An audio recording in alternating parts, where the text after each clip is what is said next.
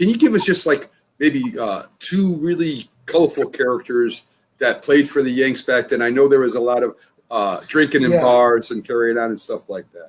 Well, there's a lot of that stuff going on, of course. Probably one of the most colorful ones was one they picked up right off the bat. His name was Kid Elberfeld, and he was a shortstop, and they acquired him from the Tigers. And John McGraw, the major domo, of course, manager and basically the owner of the Giants, was furious that he ended up with the Yankees. I mean, because he was a McGraw kind of player. And he was kind of their firebrand, and they very nearly won. The closest they came to winning the pennant in the pre-Yankee days were 1904, 1906. And he was a star of both of those teams. Well, in 1906, on Labor Day, they're playing a crucial doubleheader against Philadelphia. And he gets into a fight with the umpire. And he gets so out of control that he runs up to the umpire, Silk O'Laughlin, and he tried to stomp on his foot with his spikes, which you could almost literally cut someone's foot off. Yeah. And he just kept trying to stomp on him, and it got so bad that the police had to come onto the field and drag Elberfeld off.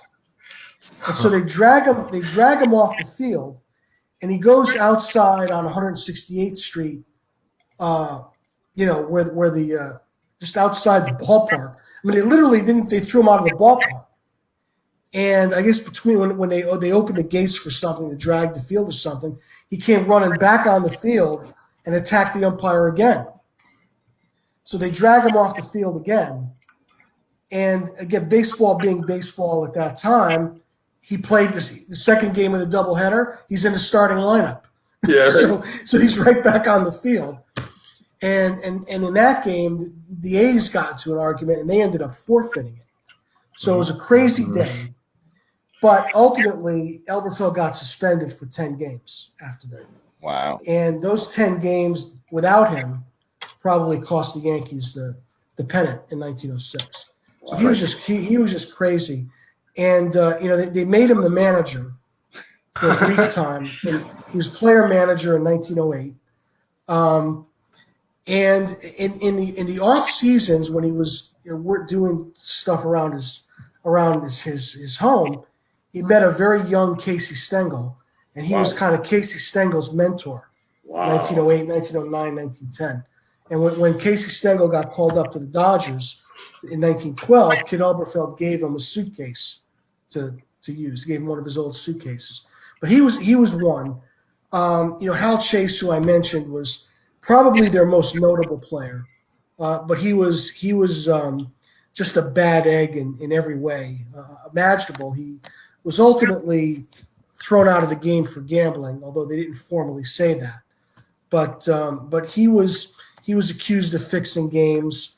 Again, he would jump the team if he wasn't happy with his salary, go play for extra money on the side when he was supposed to be playing for the Yankees. He created all kinds of problems, and ultimately, the Yankees traded him away, and he had some decent years. But he was known at the time.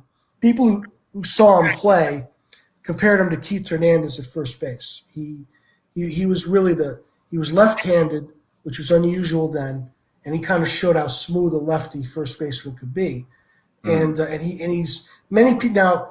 Today's analytics applied to him suggest that he was overrated as a fielder, but he was undoubtedly, to the eyewitness, an extremely graceful fielder. But to skip way ahead, ultimately he drank himself to death. He got beriberi, which was a liver disease associated with drinking. And on his deathbed, he gave a long interview to the Sporting News in 1941, just regretting all the things he had done. At that time, the movie The Pride of the Yankees came out. Oh, yeah. And he said, they'll never make a movie like that about me because I don't have a good name like Gehrig did. I had it all and I threw it away. And it was really an incredible interview for the time, very candid about how much he had squandered. But certainly from 1905 to 1913, he was certainly the Yankees' best player, and one of the best players in baseball. Very very respected in his time, but obviously getting kicked out like he did, he's been forgotten as far as being a Hall of Fame type player. Oh, And so those guys come to mind, and then the one that you might be the one you're referring to, but they had an outfielder named Ping Bodie. Who they had signed from San Francisco, and his real name was Francesco Pizzolo, but in those days, it wasn't the best thing to be associated with to be have an Italian name, especially so he changed his name to avoid a lot of controversy on the field. Well, only a few people knew what his real name was. So when he played with the Yankees, he was a voracious eater, especially in spring training, and he would go to Italian restaurants, of course, because he was Italian, and he was always talking about how he couldn't wait to get back to San Francisco so he could go to all his favorite restaurants. And this was during World War I. Food was rationed by the United States, so he was always complaining about that. So when the rations were lifted, spring training in 1919 in Jacksonville, there was an ostrich farm across the camp. And two writers, Bill McGeehan and Grantland Rice, obviously the famous one, would often walk out of spring training for a break and kind of lean over the fence and just watch the ostriches. So McGeehan got this crazy idea to write a tongue-in-cheek April Fool's type piece about an eating contest between Ping Bodie and the ostrich. Ostriches have multiple stomachs. They're known for eating a lot.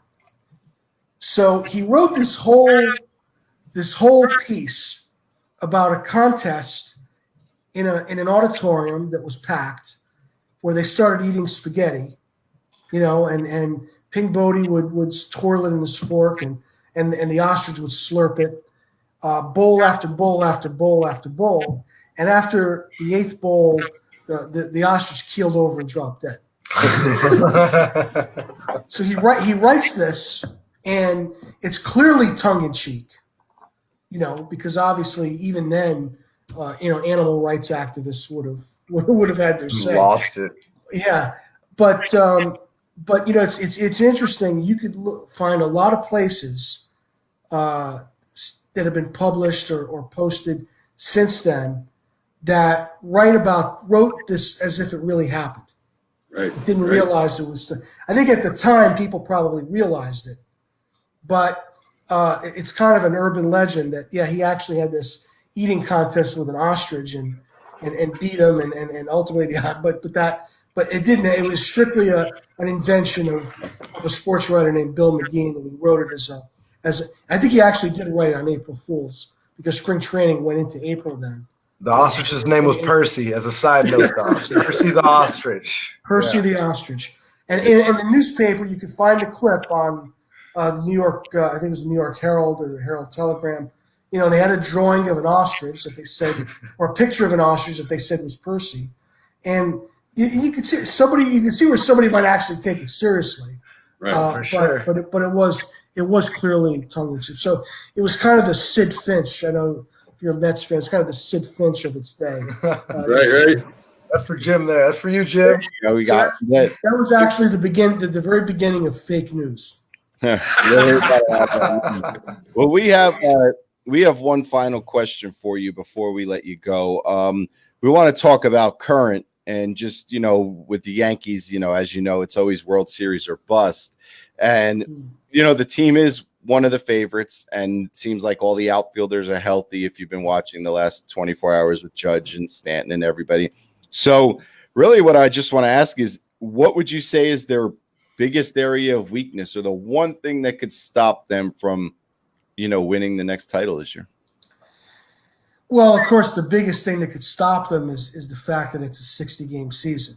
I mean, there's no real margin for error. There's no way to recover from a slow start.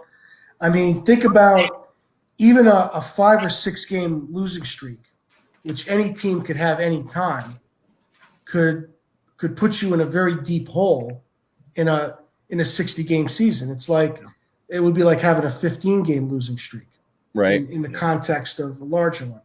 So that really is, and conversely, the Orioles could go have a 7 or 8 game winning streak, and all of a sudden they're in the playoffs, right? When they're the worst team in the world. So that 60 game team is a 60 game season is really an equalizer that is going to make it very tense and very tough on the Yankees, the Dodgers, the Astros, the teams that are favored. That's going to be very, very, very hard to, so they're going to have to be ready to go right off the bat. Right. And I think when you think about it, their big strength where they put their money in the offseason in Garrett Cole is their starting pitching. You've got Cole, Tanaka, and Paxton, who looks like he's going to be ready. Well, in the beginning of this season with the short camp, long layoff short camp, aside from the risk of injuries to pitchers, certainly those guys are not going to be able to go very deep into games the first 2 or 3 times around the rotation. You're talking about maybe 4 innings, 5 innings.